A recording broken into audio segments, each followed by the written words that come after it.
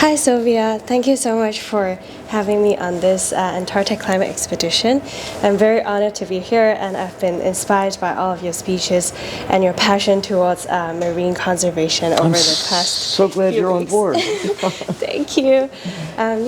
So in order for our Hong Kong audience to know more about your work, obviously a lot of us are already are inspired by you and admire you a lot. The first question is, when did you first hear about Antarctica as a kid? I think the first time I became aware of the existence of Antarctica was looking at a globe of the world and seeing the top was white, that's, the Arctic. Yeah. And so was the other end of the world, that's the Antarctic. And I came to understand that Arctic is a word for bear, because that's where polar bears live, and Antarctic is the opposite, no bears. Oh. No bears in Antarctica, but there is here are so many other forms of life, including penguins, become the signature species for Yes. for Antarctica. And so I suppose it was learning about penguins and the whales that populate this part of the world. As a kid, I found that fascinating. Wow, that's amazing. And did you hear about the Shackleton story when you were young? Yes, but that was somewhat later, Right. about the explorers who first came to Antarctica.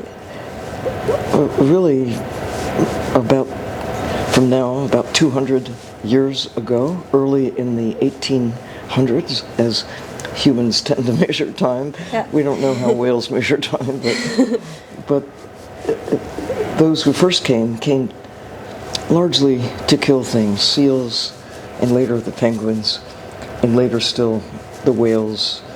And now people are still coming. They don't kill the penguins anymore. They don't kill the whales anymore, or the seals. They're protected, but they're still taking the krill, which whales and seals and penguins and other things All depend on. need the krill. And the deep sea fish, the very old animals.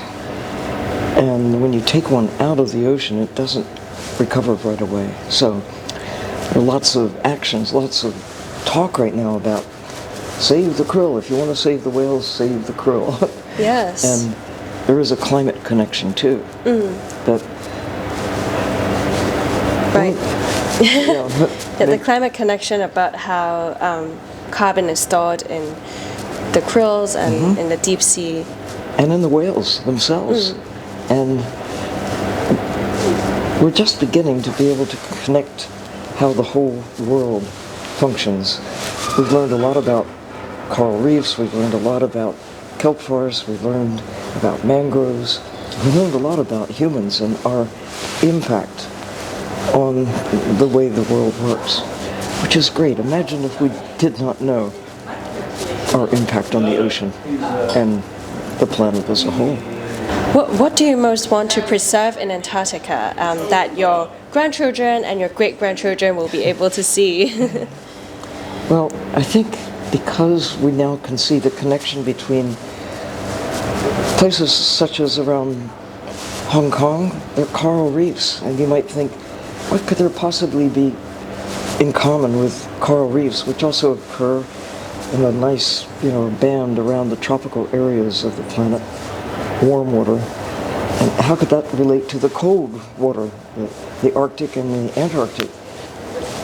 I think my hope is that now that we know that it all connects, the flow of ocean currents, the connection between the ocean and the atmosphere that drive climate and weather, and the fact that life, the krill, the whales, the fish, coral reefs, kelp forests, all of it work together like an orchestra, like the symphony of interactions. And when you take one instrument away, one piece, take away the krill, take away the whales, take away the fish, and it's not harmonious anymore. It becomes a different world. The great thing is that I hope that we will restore health, restore the harmony.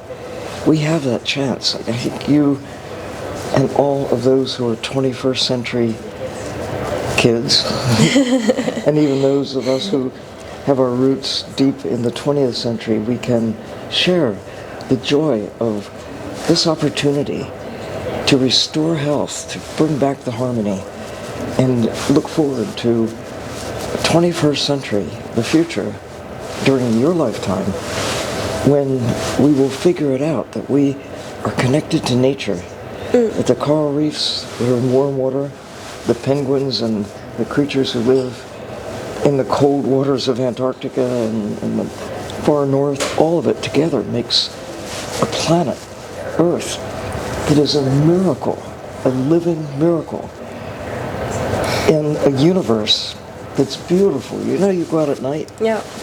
and The galaxy and the look up Milky at the Way. stars, and you think how fantastic it is, and it is. But there are no whales up there, only here. There are no humans anywhere but here, and we are connected, totally connected to this fabric of life. And now that we can see how important it is to protect nature, to maintain stable climate, so that you and your children, your great-grandchildren will have what we now take for granted. But we can't imagine that future unless we take care of Antarctica, of all of the living world, and especially the ocean. Yeah. Protect it as if our lives depend on it. I like how Professor Dan Lafferty always mentioned that Antarctica is a microcosm of how we should protect the entire ocean. Correct. Because Yeah. of the Antarctic Treaty, countries come together to make this happen. Yes. So why can't we do this in the high sea, in the Yes. rest of the oceans? It's half of the world is beyond where any nation has declared and authority, responsibility. In my country, the United States, here's the land, and the surrounding ocean is more territory than the land itself. China has a lot of ocean that makes China a bigger country. Hong Kong, it's a little tiny piece Dot of on the land, map. but with jurisdiction, of course in some places it collides with jurisdiction of other nations, but when you think, okay, look at the whole world, where does no nation have a claim? The high seas, the waters around Antarctica, and you're right, through international collaboration in the 1950s, the continent of Antarctica was agreed to be a global commons where there's no military and no industrial activity. But they did not remember to protect the ocean, which is part of the high seas around Antarctica. There's no one nation that can claim the waters around Antarctica. It's part of the high seas. So the idea, let's take that global cooperation from the land into the sea and then into the high seas beyond. Nations have jurisdiction out 200 miles, and beyond that belongs to everybody if it belongs to anybody. And so why not make it a global trust, a global protected area, top to bottom, where our life support system, where oxygen is generated, where most of the carbon is captured and stored in the deep sea.